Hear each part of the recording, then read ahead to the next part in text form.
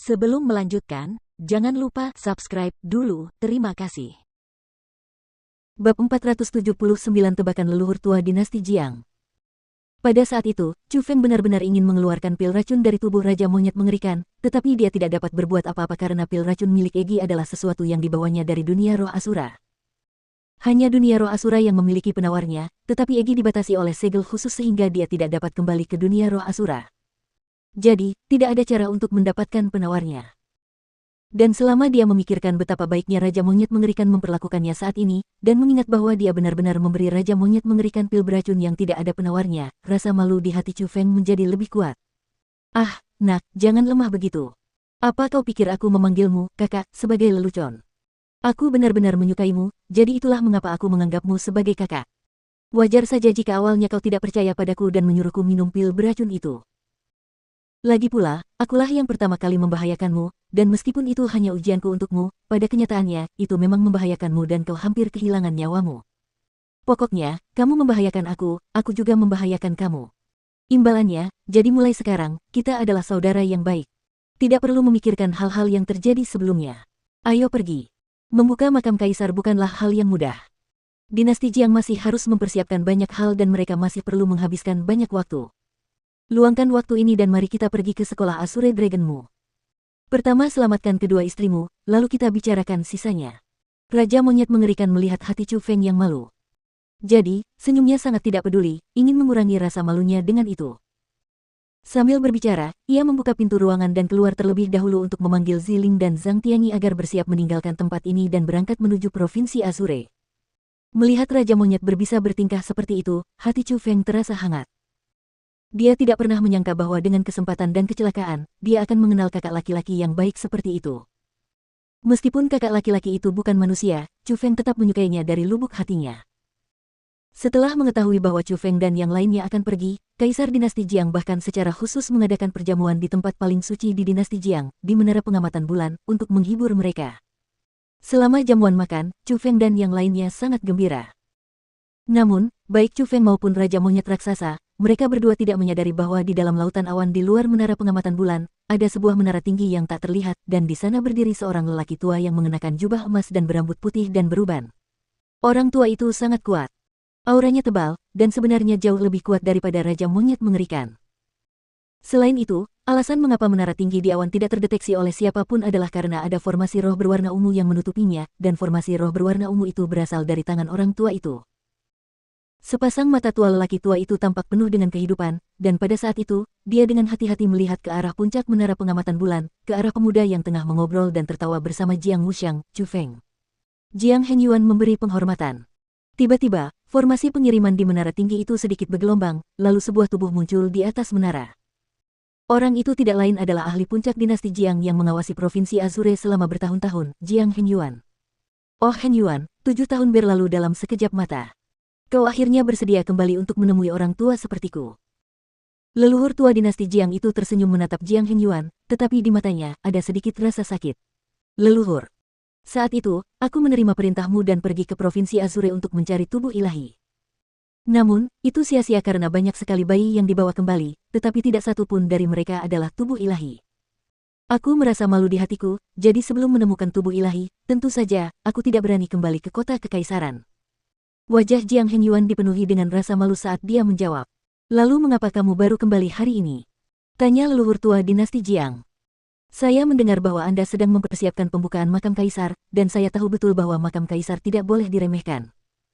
Sebagai bagian dari dinasti, di saat seperti ini, tentu saja saya harus kembali menjadi bagian dari kekuatan dinasti. Jawab Jiang Henyuan. Haha, oh Henyuan, aku memang tidak salah. Bangunlah. Leluhur tua itu tertawa, lalu bangkit dan secara pribadi menopang Jiang Henyuan yang setengah berlutut di tanah. Baru kemudian dia bertanya, kamu telah berada di Provinsi Azure selama 7 tahun penuh. Apakah kamu mendapatkan hasil? Aku tidak berguna. Setelah mengawasi Provinsi Azure selama 7 tahun penuh, aku tidak memiliki hasil apapun untuk ditunjukkan.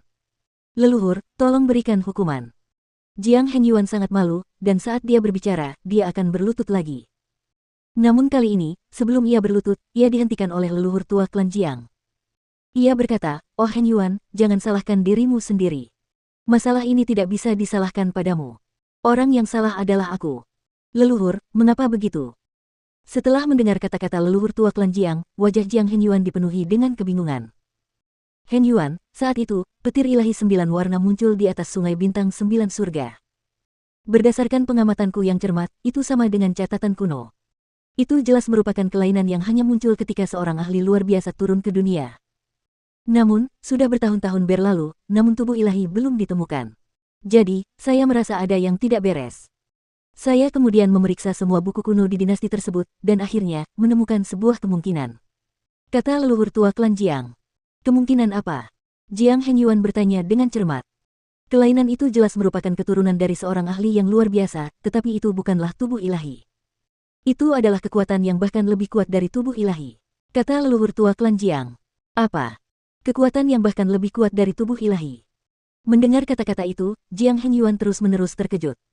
Buku-buku kuno tidak mencatat secara spesifik, tapi aku yakin orang yang memicu ketidaknormalan itu ada di dinasti Jiangku sekarang. Saat dia berbicara, leluhur tua klan Jiang tiba-tiba berbalik, berjalan ke tepi menara tinggi, dan mengarahkan pandangannya ke bawah ke arah Chu Feng yang saat itu sedang makan. Itu, Chu Feng. Mengikuti tatapan leluhur tua klan Jiang, ekspresi Jiang Henyuan yang sudah terkejut berubah drastis seketika, seolah-olah dia tidak berani mempercayai fakta itu. Tak lama kemudian, dia berkata kepada leluhur tua itu, "Leluhur, aku kenal Chu Feng ini, dan memang, bakatnya luar biasa. Namun, dia sudah berusia 17 tahun sekarang. Itu tidak sesuai dengan usia ahli yang luar biasa itu. Oh Henyuan, justru pikiran seperti inilah yang menghambatmu, menyebabkanmu tinggal di Provinsi Asure selama 7 tahun penuh, namun tidak membuahkan hasil sedikit pun." Ketika hal yang tidak biasa itu terjadi, itu melambangkan turunnya seseorang yang luar biasa dan berkuasa, tetapi itu tidak berarti bahwa orang berkuasa itu haruslah seorang bayi yang baru lahir. Menurut catatan kuno, semakin kuat kekuatannya, semakin aneh kekuatannya. Beberapa karakter hebat dan kuat mungkin biasa-biasa saja saat muda, tetapi ketika kekuatan mereka terbangun, ketidaknormalan akan terpicu, dan pada saat yang sama, mereka akan mendapatkan kekuatan yang dapat menghancurkan langit dan bumi. Meskipun Chu Feng, Ziling, dan Zhang Tianyi tidak mengakui bahwa mereka pergi ke Lembah Dewa Pedang, dari apa yang aku ketahui, sebelum bencana alam muncul di Lembah Dewa Pedang, mereka bertiga memang mengendarai kereta perang menuju Lembah Dewa Pedang. Dan hanya ada satu alasan mengapa mereka menolak pergi ke sana. Bencana alam yang mengerikan itu terkait dengan mereka bertiga. Lebih tepatnya, itu pasti terkait dengan Chu Feng. Kata leluhur tua klan Jiang. Leluhur, apakah ini benar? Bencana alam yang muncul di Lembah Dewa Pedang disebabkan oleh Chu Feng. Seorang manusia benar-benar dapat memiliki kekuatan yang mengerikan seperti itu. Mendengar kata-kata itu, Jiang Henyuan langsung tercengang. Ekspresinya menjadi sangat jelas karena setelah mengetahui tentang Lembah Dewa Pedang, dia pergi ke sana untuk menyelidikinya.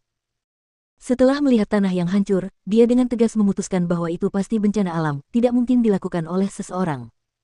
Oh Henyuan, dunia ini besar, dan ada banyak hal aneh. Saat ini, kita hanya melihat langit sambil duduk di dasar sumur. Banyak hal yang kita rasa mustahil sebenarnya terjadi di bagian tertentu dunia ini.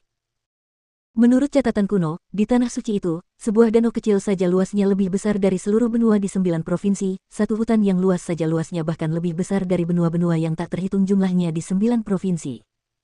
Yang bertahan hidup di sana adalah binatang besar yang mengerikan, bahkan lebih tinggi dari gunung, burung besar dengan tubuh yang memiliki lingkar beberapa mil. Bahkan serangga yang paling biasa pun mungkin setebal tangki air dan panjangnya lebih dari 10 meter. Jadi, siapa di antara manusia yang tinggal di tempat itu yang tidak memiliki kemampuan surgawi? Atau, bagaimana mereka bisa hidup di tanah seperti itu? Ada senyum tipis di wajah leluhur tua klan Jiang. Tatapannya ke arah Chu Feng menjadi semakin cerah. Sebab, dia merasa bahwa kekuatan yang dimiliki Chu Feng kemungkinan besar adalah milik rakyat negeri itu, dan hanya merekalah yang seharusnya memilikinya.